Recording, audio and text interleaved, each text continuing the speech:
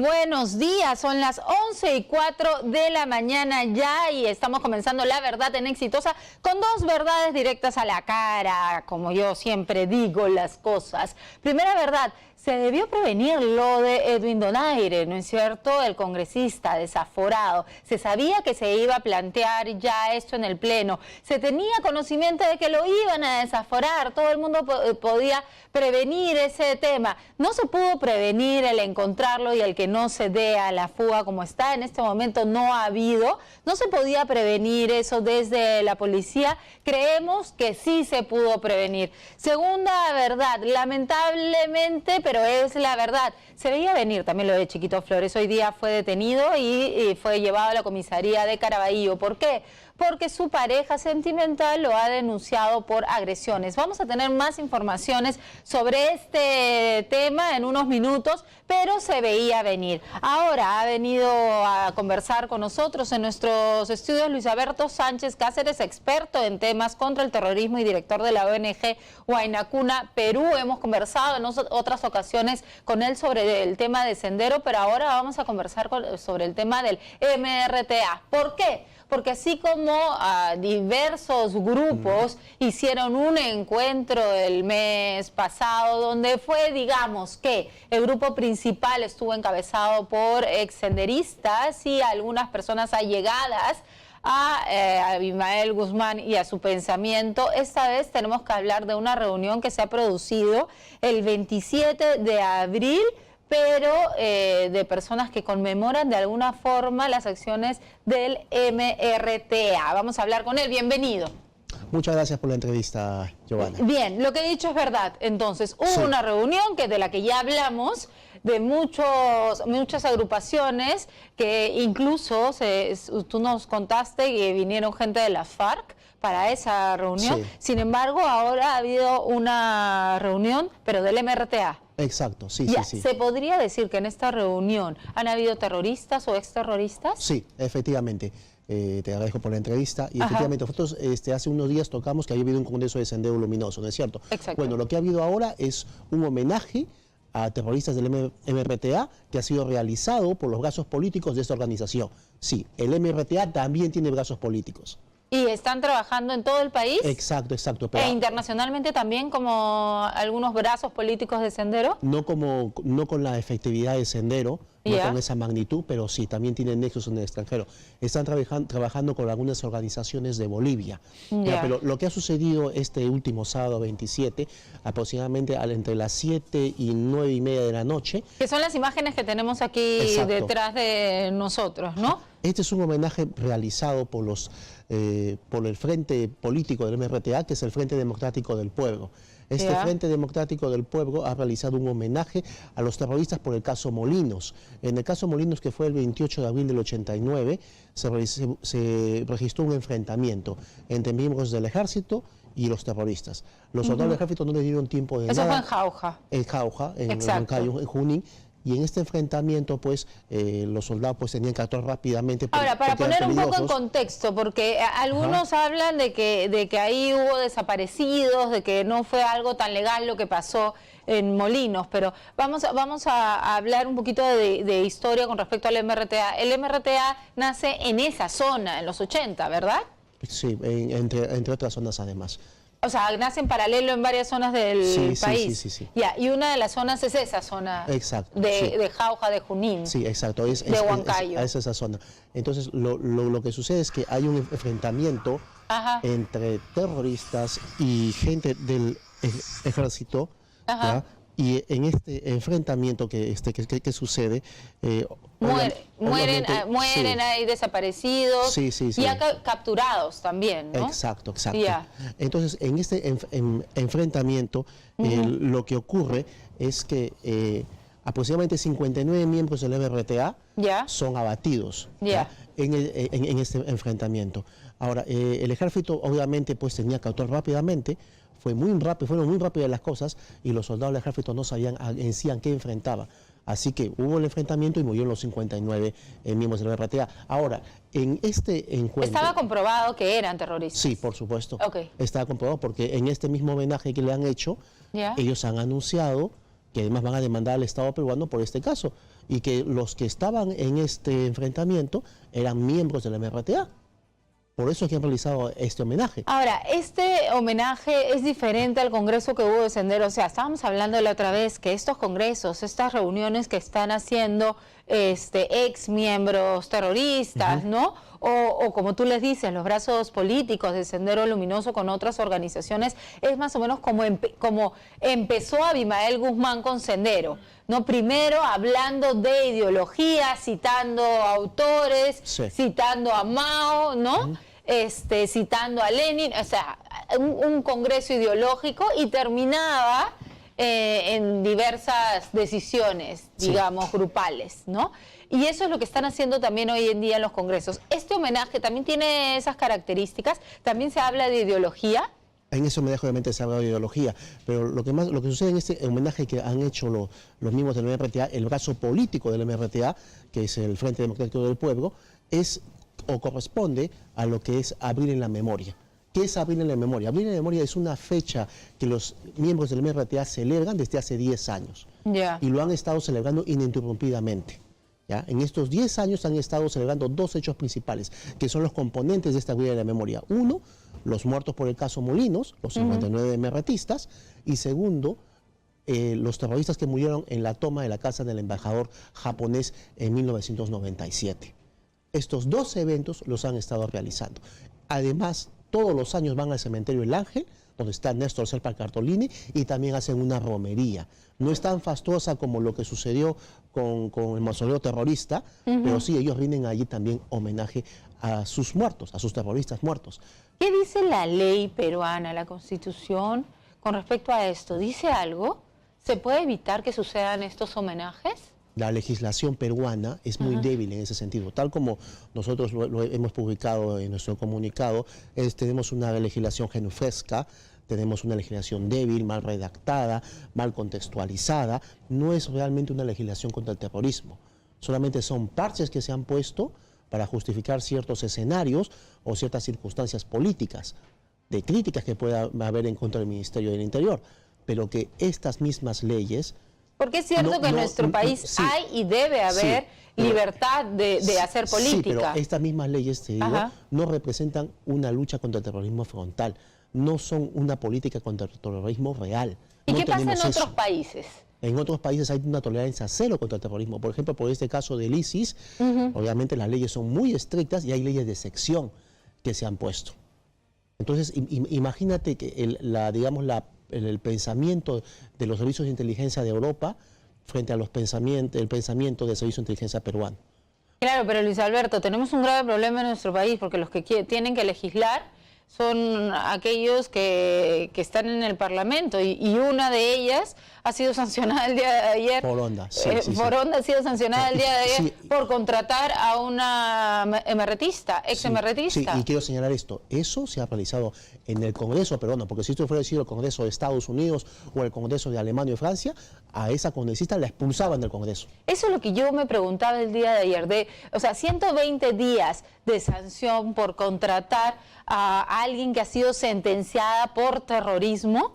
¿Eso es lógico que suceda en el Congreso? No es lógico y es una vergüenza además para nuestro Parlamento. Eso ya está hablando de que las leyes en nuestro país contra el terrorismo son muy débiles. Exacto, son muy débiles y no son las adecuadas. Lo que estamos atravesando con Sendero Luminoso actualmente, tal como lo dije acá algunos días, es la incubación de una lucha armada. Lo que estamos viendo con el MRTA es una reactivación, porque eso es lo que estamos viendo. Y en este Congreso han pedido además la libertad de Víctor Polay Campos.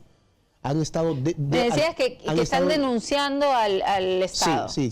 Ya, pero ¿cuál es la denuncia? ¿De qué exactamente? Por el caso Molinos. Ya, pero ¿de qué es la denuncia? ¿Por asesinato? Exacto, están denunciando que ha sido una acción extrajudicial. Ya, eso es lo que están denunciando. En otras palabras, ellos no aceptan que sus integrantes, sus familiares son terroristas. Porque además en las imágenes de este homenaje que ha habido y conversatorio, lo han dicho muy claramente. Están los familiares de varios terroristas que han estado en mesa, está un congresista, un exdiputado de Izquierda Unida, que también habló a favor de Víctor Polay Campos y que hay que cerrar el penal militar de la base naval del Callao. Eso fue lo que dijo verbalmente. ¿Ya? Obviamente, pues eso es apología al terrorismo.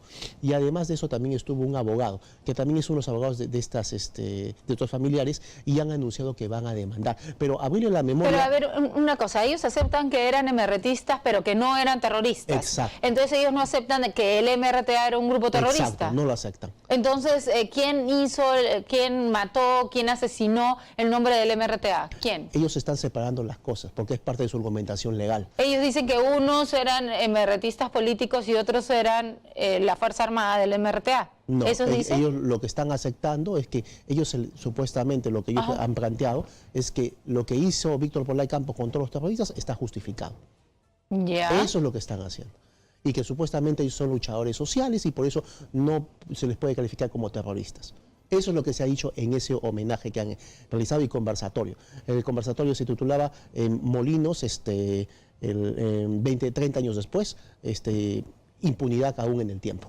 Entonces, en este homenaje es que han estado varios MRTistas. Además, el MRTA tiene 4 brazos políticos. Además del Frente Democrático del Pueblo, está Greba, ha estado la revista Maru, tienen también una revista, donde hay 4 exterroristas que dirigen esa revista y que hacen apología al terrorismo. Además también está el colectivo Micaela Vive. ¿Ya?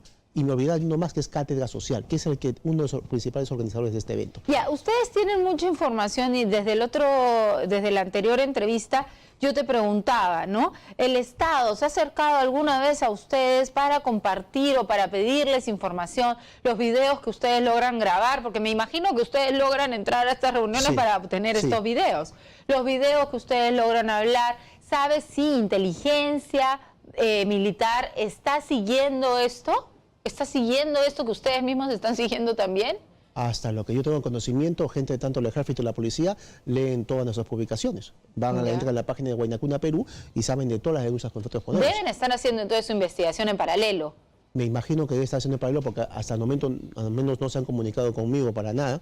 No me han pedido investigación sobre todo eso, ninguna información. Yo supongo que deben estar guiándose de lo que está escrito en el web de Huayna, porque obviamente la información es muy detallada y muy precisa, que sí puede servir obviamente para realizar una investigación. Vamos a seguir hablando del tema que me interesa muchísimo y vamos a hablar un poquito más también de lo que yo a cada rato estoy achacando y que es la educación en los colegios sobre este tema. Vamos a irnos a una pausa y seguimos conversando. Ya regresamos, estamos en La Verdad en Exitosa diciendo algunas cuantas verdades.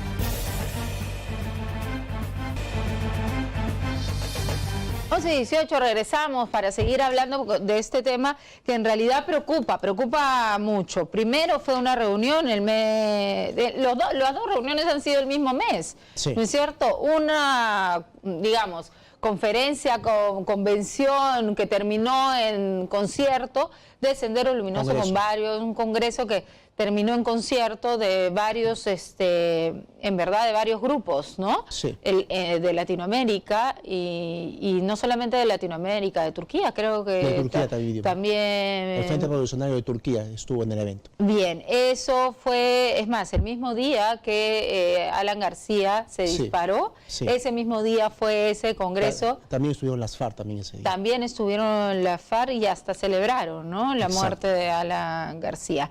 Y otra reunión, esta vez del MRTA, el 27 de abril, para rendir homenaje a más de 50 MRTistas, 59 MRTistas que cayeron en un enfrentamiento con la policía en 1989. Y estábamos hablando de qué es lo que debe hacer el Estado con esta información que ya conocemos.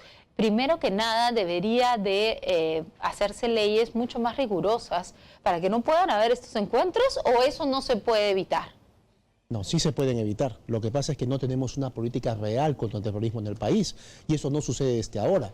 Yo tengo que decir que esa política no se da desde el año 2001. Claro, no estamos hablando de este gobierno, estamos hablando del Estado en su conjunto desde hace años. Muy preocupados, sí.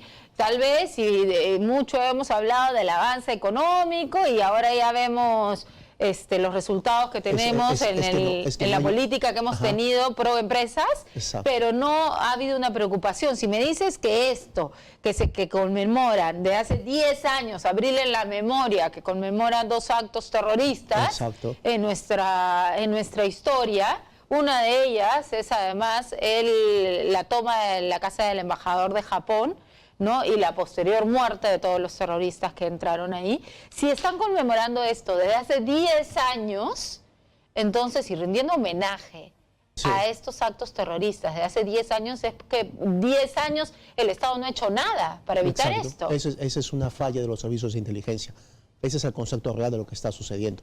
Y no solamente se ha hecho un evento acá en Lima, se ha hecho un evento también en Jauja. En Jauja han hecho una conferencia de prensa incluso. En esta conferencia de prensa ellos han dado pormenores de la demanda ya contra el Estado peruano y que la misma demanda la van a llevar a la Corte Interamericana de Derechos Humanos, tal como ha hecho el Movadef. Nosotros no podemos saber si inteligencia está o no está investigando algo sobre el tema, porque obviamente las investigaciones del Servicio de Inteligencia son reservadas y nosotros no tendríamos por qué enterarnos. Pero se debería de ver si es que estos lo están investigando y entonces determinan que esto es un peligro, ¿no? Entonces se tendría que ver reflejado en acciones del Estado, ¿no? Sí, pero la legislación es muy blanda. Pero no hay acciones del Estado. Es más, la policía está atada de manos. Está atada de manos porque este grupo también tiene un brazo legal. Al igual que Sendero tiene a Ratio Iuris, este grupo también tiene un brazo legal.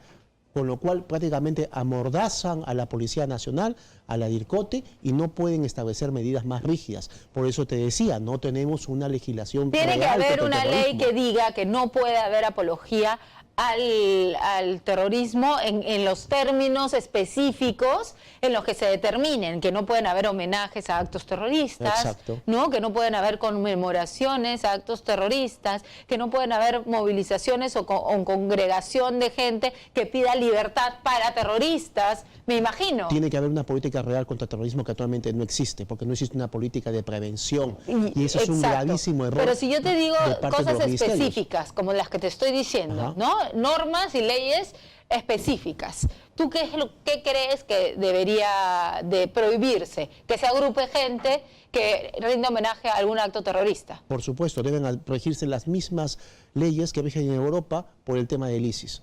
¿Qué son como cuáles? Por ejemplo, ¿ellos qué no pueden hacer? Hay un régimen de sección. Por ejemplo, la policía puede ingresar a cualquier lugar, edificio, casa que considere que es sospechosa de ser, donde haya miembros del terrorismo. Por ejemplo, están prohibidos estos homenajes, están prohibidos, digamos, hacer apología al terrorismo, están prohibidos una serie de cosas, pero el problema que tenemos aquí en el Perú, como te digo, es que no existe una política real contra el terrorismo, que yo veo que las personas que han ingresado al Ministerio del Interior no tienen la capacidad necesaria para afrontar este tema. Están subestimando a los grupos terroristas, sobre todo a Sendero Luminoso, que tiene un mayor número de militantes que estos del MRTA, y eso es muy peligroso, porque en cualquier momento lo que puede surgir en el país es otro nuevo grupo terrorista. O sea, lo que yo me pregunto y sigo insistiendo en el tema es por qué en nuestros colegios, en los colegios, no se enseña a los niños qué fue Sendero Luminoso, qué fue el MRTA, solamente se les menciona, se trata en muchos libros como si fuese un conflicto armado, ¿no? ¿Por qué no se les dice exactamente qué fue lo que sucedió? ¿Quién es Abimael Guzmán? ¿Quiénes fueron los cabecillas terroristas en nuestro país? ¿Y qué fue lo que ocasionó esto en nuestro país? ¿Por qué? Porque obviamente no existe una política contra el terrorismo, tal como te lo he dicho. No existe... ¿Pero solamente por eso? Porque una política contra el terrorismo, una política contra el terrorismo de parte del Estado, contempla todos estos hechos que tú estás señalando. Y que lamentablemente no se está aplicando porque los estados, los gobiernos últimamente han bajado la guardia ante el terrorismo. Ese es el problema, y porque no imaginan o no saben... Pero me cuesta creer que pueda haber tal inocencia o tal negligencia... Se llama burocracia. Desde el Estado. Eso se llama. Tenemos gobiernos burocráticos que no contemplan esto, que no le prestan atención a esto. Y eso es una falla de los servicios de inteligencia a todo nivel, tanto de la policía y del ejército, porque las cosas hay que decirlas como son. Exacto. Y lamentablemente esa también es responsabilidad de los últimos ministerios del Interior que han habido en el país. Hablo de los ministerios pero tanto con el gobierno de Ollantumala y con pero este estamos gobierno hablando de gobiernos Toledo, que ponen su atención en una política de enfoque de género, ya, que está muy bien, que no estoy criticando eso, pero a la par, en paralelo. O sea, para eso sí no hay burocracia y para hacer una política antiterrorista sí la hay. Es que otra de las circunstancias que hay que tocar es que también hay defensores de terroristas. Eso es lo que yo... Hay defensores de terroristas estaba pensando. Digamos, en diversas áreas del Estado, gente de ideología comunista, hay que decir las cosas como son, que no quieren que se den leyes en contra del terrorismo. Esa es otra cosa. Porque presumen ellos, o al menos teorizan ellos, que esas leyes también los alcanzarían a ellos. Pero ¿por qué dicen esto? ¿Por qué hacen esa teoría tan, es abrupta y tan descabellada? Exagerada. Porque tanto el MRTA como Sendero Luminoso son comunistas. Y si tú das leyes en contra de estos grupos terroristas, vas a tocar también al comunismo. Entonces hay un grupo de organizaciones comunistas, partidos políticos, organizaciones que se oponen a esto. Y hay que tener mucho ojo con eso. Y hay que saber hacer la diferencia. Y que lamentablemente tienen una influencia sobre este gobierno. Y es por eso que no hay una política antiterrorista real en el país. Y están esperando que suceda un coche bomba, un atentado terrorista, muertes y sangre en el país. Están esperando que suceda este escenario para recién actuar. Y eso a mí me parece francamente muy preocupante. Sí, por lo menos que se puede decir es que es negligente. Muchísimas gracias por estar con nosotros, Luis Alberto, y vamos a seguir hablando del tema definitivamente. Tenemos información desde La Molina con César Zúñiga. César, cuéntanos, ¿qué está pasando por allá? Giovanna, muy buenos días. Información en vivo desde La Molina. Estamos exactamente en la cuadra 4 de Las Dalias, donde lamentablemente el día de ayer 3 personas perdieron la vida en un inmueble ubicado en este lugar, en esta zona residencial de La Molina.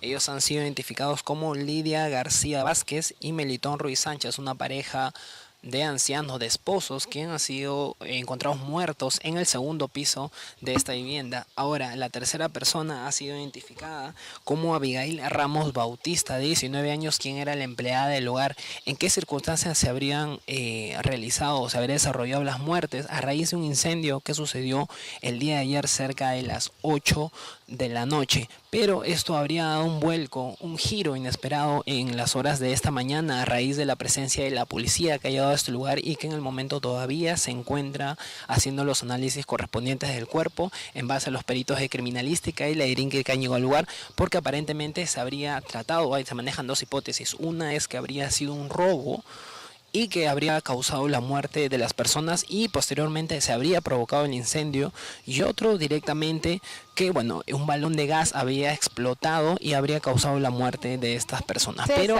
en este caso aún se está en investigación, se viene realizando ya por más de una hora las investigaciones correspondientes que se dan en el momento. Han llegado familiares de la pareja de ancianos, familiares también de la empleada del hogar. Ellos han evitado hablar con los medios de prensa, están muy dolidos, en todo caso entendemos la situación por la que están pasando, pero hasta el momento se continúa realizando diligencias dentro de la casa. Ahora, algo que genera mucha sospecha es que en el segundo piso se encontró a la pareja de ancianos y a la señora exactamente Lidia Vázquez, de 70 años, se le ha encontrado con signos de golpes, de haber ejercido violencia sobre su cuerpo, cosa que no ha pasado con el cuerpo del señor Melitón Ruiz Sánchez, que también está en el segundo piso, y en este caso de la joven Abigail Ramos Bautista, que se encontraba en el piso. César, ellos no han sido encontrados de esta forma. Sí. César, sí, no escuché bien el inicio de tu despacho. Ha sido un incendio, llegaron los bomberos, las muertes hasta en un principio dijeron que eran por asfixia, murieron quemados. Claro, ¿cómo se... César, no te estamos copiando bien, no te estamos escuchando en este momento bien. Ahora creo que sí, César. ¿Tú me escuchas bien? Yo te escucho perfectamente bien. Ya, ahora sí. Respondiendo a tu pregunta, en efecto, fue a raíz del incendio que bueno, se suscitó y los vecinos pudieron ubicar, es que se encuentran los cadáveres de estas personas, estas 3 personas. Pero comienza el incendio y llegan los bomberos. Sí, en efecto. Apagan el incendio y cuando ingresan encuentran a las personas muertas. En efecto, sucede de esa forma, encuentran a las personas fallecidas, ya muertas, en los diferentes ambientes, como te mencionaba, tanto en el primer y en el segundo piso. Y bueno, a raíz de eso comienzan las investigaciones para el levantamiento de los cadáveres, como siempre sucede en cualquiera de las circunstancias, y es ahí donde se comienza a manejar estas hipótesis que presumían que se habría tratado de un robo a la vivienda y el incendio habría sido provocado en todo caso para ocultar la muerte de estas personas. Es todo un misterio lo que se está intentando resolver en estos momentos, pero ya la policía está haciendo los análisis correspondientes primero del cuerpo para determinar en qué circunstancias habrían fallecido. Bien, César, vamos a estar muy atentos entonces a cualquier otra información que nos puedas brindar. Como tú dices, bien extraño lo que ha pasado, porque si se ha tratado solamente de un incendio, como tú dices, no tendrían por qué los cuerpos de estas personas tener golpes, ¿no? Y además, si ha sido un incendio que al parecer no ha sido de gran magnitud, entonces han podido salvar sus vidas, ¿no? Estamos viendo cuerpos, un cuerpo abajo, 2 cuerpos arriba, tal vez han podido salvar sus vidas si es que se hubiese tratado solo de un incendio. Vamos a esperar mayor información que nos puedas brindar más adelante. Tenemos que ir a una pausa y regresamos. Estamos en La Verdad, en Exitosa.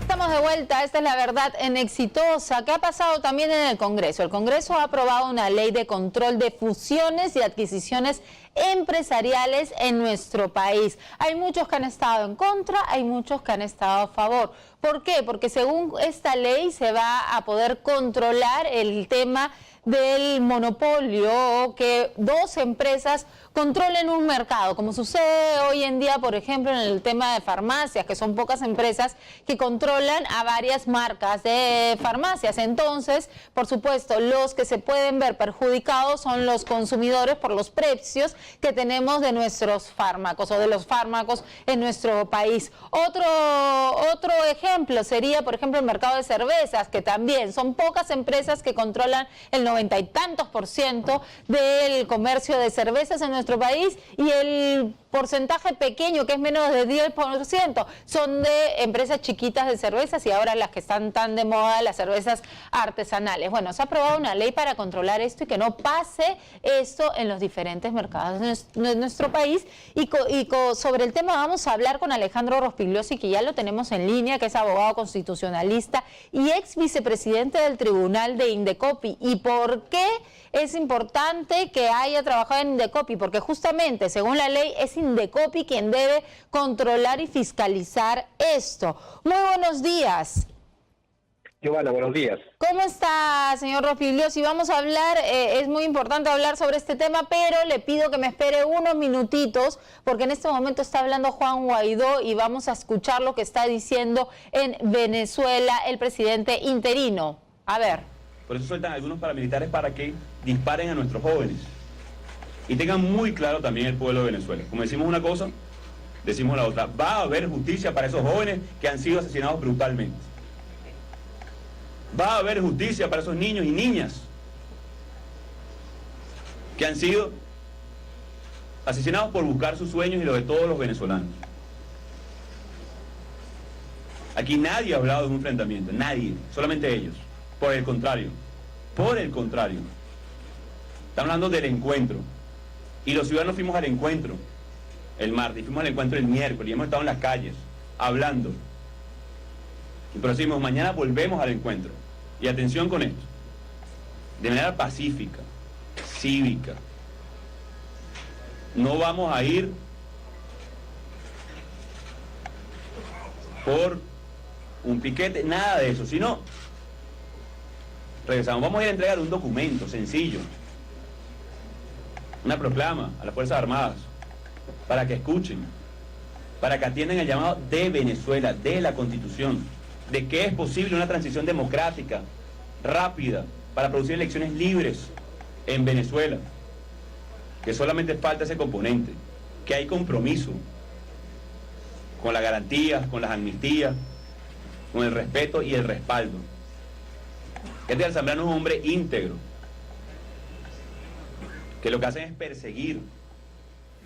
Bien, entonces la situación continúa. ¿Hasta cuándo va a estar la situación en Venezuela así? Todavía no podemos precisar una fecha exacta. Pensábamos muchos que el martes, el miércoles podía ser ya el fin de la situación en Venezuela, pero no fue así. Vamos a regresar a lo que nosotros estábamos viendo, que es el tema de la ley que se ha aprobado en el Congreso sobre las fusiones y adquisiciones empresariales en el Perú, y yo había ya presentado a Alejandro Rospigliosi, abogado constitucionalista. Doctor Rospigliosi, ¿me escucha? ¿Cómo está? Buenos días. Bien, bien. A usted, primero que nada, ¿le parece positiva esta ley? ¿No tiene cositas ahí en línea chiquitas que podría de alguna forma no beneficiar tanto a los consumidores? Al contrario, Giovanna, creo que es una norma muy importante la que ha aprobado el Congreso de la República ayer. Y sí beneficia directamente al bolsillo del consumidor. ¿Y a qué me refiero? La Organización para la Cooperación y el Desarrollo Económico, la OCDE, que agrupa 36 países, los más desarrollados para mejorar el bienestar económico y social de las personas en el mundo, ya le había recomendado al Perú aprobar una ley como la que tú mencionas. El Perú quiere entrar a este club de la OCDE. La OCDE le ha dicho, Perú, tienes que hacer una serie de tareas y mejoras, entre ellas la ley que se ha aprobado ayer. Esta ley es importante porque la Constitución establece que el Estado vigila y promueve la libre competencia. Cuando las empresas compiten entre ellas, compiten en calidad y en precio. ¿Y el beneficiario quién es? El bolsillo del consumidor. Imagínate cuando las empresas eran de diferentes, hay diferentes dueños de farmacias, entre ellas competirían para bajar sus precios, dar mayor calidad. Y lo que no pasa en nuestro país, pagamos mucho más en medicinas que otros países. La misma medicina en otro país puede costar hasta 5 veces menos. Y eso se da porque no hay libre competencia y porque la fusión de las farmacias se dio antes de esta ley. Pero imagínate qué pasa con los grifos de combustible, donde los taxistas, el padre de familia, echa combustible a sus vehículos. ¿Qué pasaría si fueran de una sola empresa? Sería terrible. Sería terrible, sí. Entonces, esta ley lo que hace es lo que hacen en muchos países del mundo. Es que cuando una empresa grande compra a otra empresa grande y podrían generar un monopolio, el Indecopi de cada país les pone luz roja y dice no. No se puede. Ojo, no se puede. Y salvo que tú hagas determinadas mejoras, cambios, te deshagas de diferentes unidades de negocio. En el Perú se estableció que cuando hay empresas grandes que superen las 495 millones de soles, el Indecopi va a intervenir. Cuando una empresa de manera individual tiene más de 105 millones de soles en ventas, requieren autorización del Indecopi. Entonces, la norma es muy buena. Obviamente los que no van a querer esta norma son los abogados de las empresas grandes que van a tener trabas para compararse una a otra. Claro, pero esta ley no es retroactiva. Esta ley no es retroactiva. O sea, las empresas, en el caso de las farmacias ya no se puede hacer nada. Tu pregunta es muy buena. La ley rige al día siguiente de su publicación, salvo que en este caso hay una vacatio ley de 12 meses. Va a regir de acá 12 meses. Y va a ser para las fusiones de próximo año 2020 hacia adelante. Sin embargo, es un paso adelante. Yo creo que debería aplicarse a todas. Es un paso adelante. Pero si no se le está avisando a las empresas, hey, si vas a querer comprar, hazlo este año. ¿Qué pasa si la empresa de farmacias quiere ser comprada por otra, como sucede en el mercado? Allí sí entrará Indecopi a autorizar o no esa fusión, como pasa en todos los mercados, combustible, AFP, sector bancario y financiero. Hoy 4 bancos son los más grandes del sistema.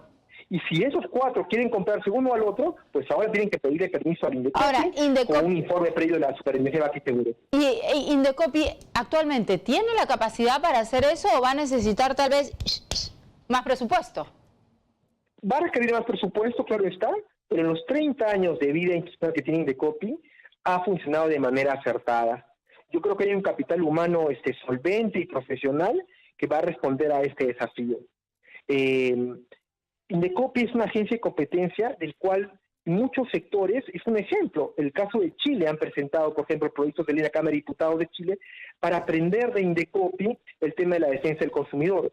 que puede tener errores y debilidades, pero tiene muchos aciertos también. En concreto, esta ley que tú comentas es una ley imperfecta, pero es mejor tenerla de manera imperfecta a no tenerla. Que no tener nada. Pero hubiese sido ideal tenerla perfecta, ¿no? Bueno, creo que como toda obra humana va a ser perfectible. Creo que, como tú señalas, debe aplicarse a todas las empresas, aunque hayan sido fusiones realizadas antes, de repente casi adelante, bueno, lo que venga. Solo nos queda que sí, promover, ¿no? Solo nos queda promover, además, la aparición de nuevas empresas en diferentes rubros. Sí, y que también las empresas entre ellas compitan. Claro, compitan en calidad, la libre competencia. Producto, compitan en precio. ¡Viva la libre competencia! Porque el beneficiario es el soberano del mercado. El soberano del mercado es el mismo soberano de la democracia, que es el ciudadano. Perfecto. Muchísimas gracias, doctor Rospigliosi, por conversar con nosotros sobre este tema, decir algunas cuantas verdades. La ley no es perfecta, pero es un avance. Yo, como siempre, pido, aunque sea, acercarnos un poquito a la perfección desde el Congreso, desde el Estado. Bien, tenemos que ir a una pausa y regresamos con otro tema muy importante, la ley que regula el uso del plástico en nuestro país. Vamos a explicarle bien a usted, señor y señora, cómo tiene que hacer con el uso de plástico en su casa. Vamos a una pausa, regresamos.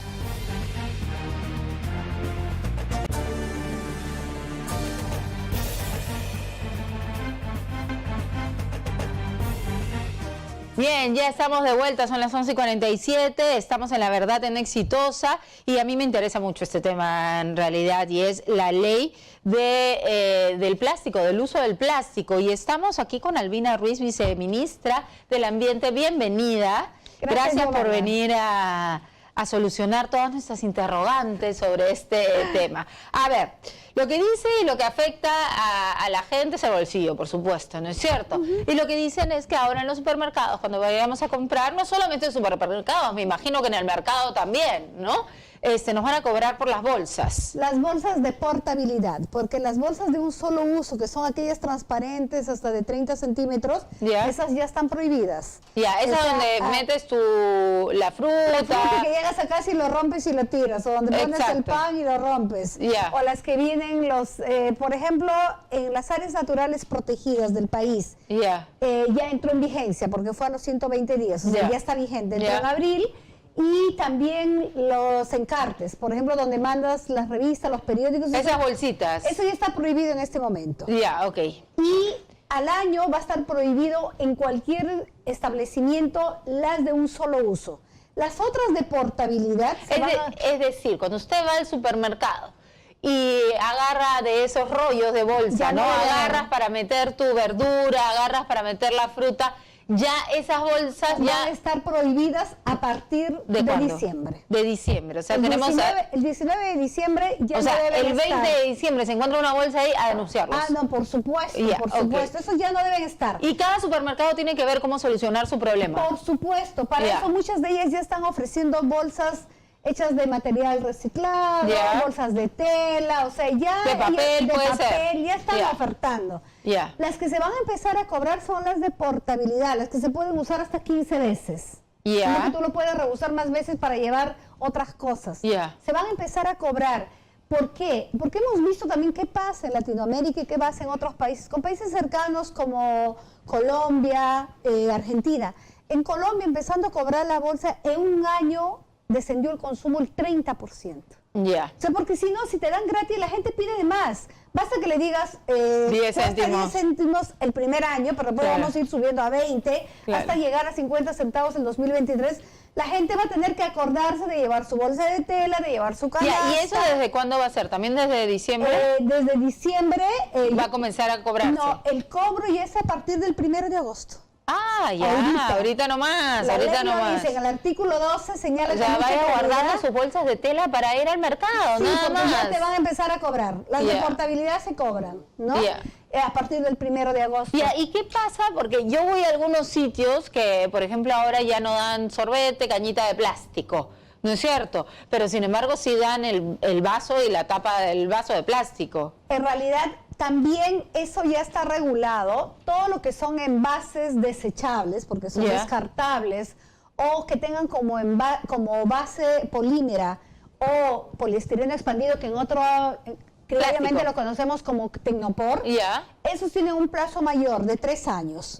A partir del 3er año, estos envases ya no deben estar ni producir ni importar. Y por eso es que algunos restaurantes, algunas empresas han comenzado a no usarlo para ya crear costumbre, Totalmente. me imagino. Los sorbetes sí a partir de diciembre. Diciembre ya no sorbete, ya olvídense. Y si sus hijos están acostumbrados a sorbete, lleven su sorbete. No hace falta, porque yo siempre les digo, el niño muerde ese sorbete que es plástico y va haciendo micropartículas de plástico que van a su... Y le hace daño a él. Exactamente. ¿no? Ahora, ¿qué necesidad, no? No hace falta. Es la costumbre, simplemente. Madres, nuestros abuelos nunca nos criaron con eso, no hace falta. Por eso tenemos un eslogan que decimos al llegar a algún lugar y vas a tomar un jugo o algo, sin cañita, por favor. Claro. Y también ahora hemos añadido sin bolsa, por favor, ¿no? Claro. Y lo que buscamos es que la gente vuelva a esas costumbres ancestrales. Mi madre hacía sus bolsas de tela a mano comprando, no sé, eres muy joven, pero había las bolsas de harina, las bolsas de harina extra, ella las lavaba con ceniza, le sacaba la leche y se hacía sus bolsas, ¿no? Claro. Y en realidad la idea, yo por ejemplo voy al mercado llevando incluso mis tuppers, ahí me pone la carne, el pescado, la gente ya sabe, y le digo, sácame la tara, o sea, ¿cuánto pesa mi envase? Pesa 180 gramos, pues si te pido 1 kilo, me das 1 kilo 180. La gente ya está empezando a acostumbrarse. Mis caseras de fruta, por ejemplo, me mandé a hacer mis bolsitas de mallita y me dan yapa, me dan plátano, me dan una palta, o sea, yo salgo ganando en realidad. Y la idea es cómo nos comprometemos el ciudadano con el ambiente, con la madre naturaleza, pero el empresario también tiene que hacer su trabajo. Claro, entonces, ¿no? ellos también tienen... Porque alguna gente dirá, ¿por qué me tienen que cobrar a mí la bolsa? Que mejor los supermercados hagan su bolsa de papel, hagan su bolsa biodegradable y que me den esas bolsas. Y que pues. ya está viendo, ya tenemos un primer supermercado que está dando bolsas biodegradables de fécula de maíz. Por ejemplo, la gran empresa que produce Tecnopor, hablando de competencia, nosotros que estábamos hablando de competencia, escuchan empresa, porque si una ya tiene esas, entonces todos vamos a preferir ir a ese supermercado, o sea, a ponerse vivitos todos. Hoy en el mercado ya podemos encontrar los envases que parecen Tecnopor, pero ya no son compostables, son biodegradables, hechas del bagazo de la caña, de lo que era un residuo, ahora tú puedes hacer un producto biodegradable. Pero también ya podemos encontrar cubiertos de bambú. Entonces, sí, ya los he visto. Cada vez estamos más, nosotros en el ministerio tenemos un catálogo de empresas que están ofertando estos productos. A mí como ama de casa me preocupa una cosa, ¿cómo van a ser las bolsas de basura? En realidad las bolsas de basura no se prohíben porque ya son recicladas. Todas las bolsas negras son hechas de otras bolsas recicladas.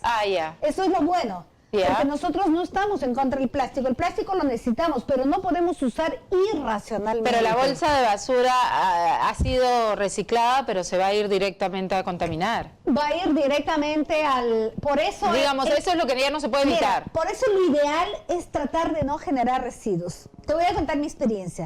Yo tengo en casa 2 composteras. ¿Qué es eso? Significa que todos mis residuos orgánicos yo mismo lo proceso y les tengo un abono. Y tengo plantas medicinales, ornamentales, de todo.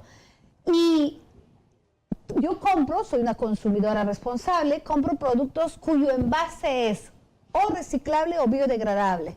Entonces, en realidad yo genero poquísimos residuos, solamente los del baño. Y saco una vez a la semana. Entonces, si yo soy responsable de eso. Dios mío, ¿y cómo se da tiempo para todo eso? Porque a mí ya es una práctica. Yo con la justa tengo tiempo para hacer el almuerzo. ¿Y cómo voy a hacer para hacer todo eso? Es cuestión de práctica. Por ejemplo, yo tengo en la cocina un balde de plástico con tapa. Y ahí voy poniendo las cáscaras de verdura, de fruta. Cuando se llena, mi marido, mi hijo y yo lo subimos a la compostera. Y lo ponemos, ya sabemos que tenemos que echar y ponerle aserrín encima. Tenemos una caja para ir poniendo cuando se acaba el champú, el cono del papel higiénico, el cono del papel toalla, todo reciclamos. O sea, por eso compramos productos cuyos envases o el subproducto va a ser reciclable. Cuando se llena la caja, lo sacamos al cilindro que está en el condominio. Y 2 veces a la semana vienen una asociación de recicladores a llevarse. Es cuestión de práctica. Ya cuando tú lo haces, yo siempre digo hay que educar a los hijos. Mi hijo a los 2, 3 años aprendió. Hoy es un cocinero, es chef. Y tiene un food truck y su primer eslogan es 0 plásticos y es comercio justo. Entonces yo digo, ya me puedo morir, porque ya... No se muera, no se muera. Primero, no se muera. Yo lo que quiero es que nos explique qué es lo que hace el plástico para dañar nuestro planeta, en qué estamos dañando nosotros nuestra propia casa, nuestro propio hogar, cuando utilizamos el plástico. Me encanta esa pregunta. Mire, el plástico que consumimos, lamentablemente, es mal manejado. Uno cuando viaja por el país y viaja por las carreteras, o por el río, por el mar, que ve plástico. Lamentablemente, como no hay un buen manejo y no son reciclables, una gran mayoría de las bolsas terminan en cuerpos de agua. Estas se van microparticulando y van matando peces, aves, tortugas. Entonces, en realidad estamos matando nuestra materia prima. Yo siempre digo, el plato bandera del Perú es el ceviche, gastronómicamente. Y si cada vez contaminamos más, vamos a tener pescados. Un ceviche de plástico exactamente. Horroroso. No sé si viste la campaña que sacaron los cocineros tan lindos diciendo, no quiero esto en mi ceviche, y mostrando microplásticos. Claro. Eso es lo que está pasando, pero además retorna a nosotros, porque los mariscos están ahí, en el pescado también. Cuando comemos un plato de Tecnopor, al cortar estás microparticulando y te lo estás comiendo. O sea, ¿cómo es que yo le invito a un cumpleaños a la persona que más quiero y le sirvo de esa manera? No puede ser, tenemos que cambiar esos hábitos.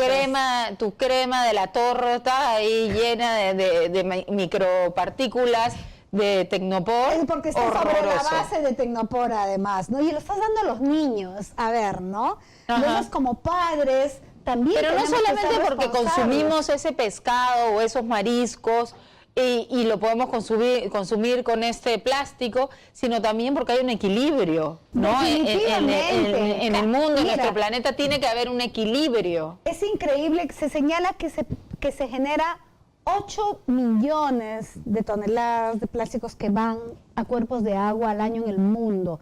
No hay forma, eso hace que la temperatura también aumente, el cambio climático ya está, no es que va a llegar, ya está. No, claro, lo estamos viviendo. Tenemos sequías, tenemos friaje, tenemos lluvias, tenemos de todo, y está en nuestras manos hacer ese cambio. En nuestras manos digo porque primero somos ciudadanos, luego como ciudadanos somos profesionales, somos autoridades, somos empresarios, pero todos tenemos la responsabilidad de hacer. Por eso en el MINAM hemos lanzado la campaña En Casa Yo Reciclo. Y no es en casa donde yo solo vivo, sino en la casa donde paso el mayor tiempo. Pero falta también un poco de ayuda de las autoridades, ¿no? Porque en mi casa reciclamos, ¿no? Y yo tengo que decir que reciclamos gracias a mi hermana, porque mi hermana es una estresadita del orden, y ella escuchó lo del reciclaje, se enteró del reciclaje y ya nos puso a reciclar a todos. Dile que la amo. Bien, te aman, Liliana Díaz. Pero la verdad es que no tenemos mucha información del municipio, de cuándo pasan, de que pasen más veces a la semana, de dónde dejar el reciclaje, que si el aceite usado lo llenamos en una botellita, ¿dónde lo ponemos?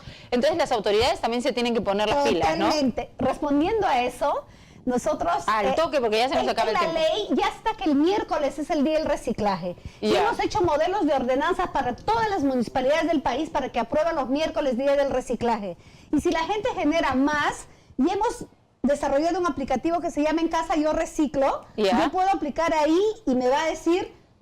el azulito soy yo y puedo decir dónde, el verde es donde puedo llevar. Y eso está en todo el país. Entonces, pedimos a las municipalidades que se suman a esta campaña. Muy interesante. Todas las municipalidades, bueno, ojalá que se pongan a hacer también sus campañas. ¿Por qué? Porque algunas municipalidades ni siquiera recogen la basura de la calle. Bien, muchísimas gracias. Hemos estado con Adelina Ruiz, viceministra del Ambiente, y a todos sabemos la información que necesitamos sobre esta ley. Muchísimas gracias por estar conmigo. A la 1 regreso con ustedes en Radio y TV en Exitosa Noticias, y ahora tengo que darle el pase al doctor Macé en Médicos en Acción. Muchísimas gracias.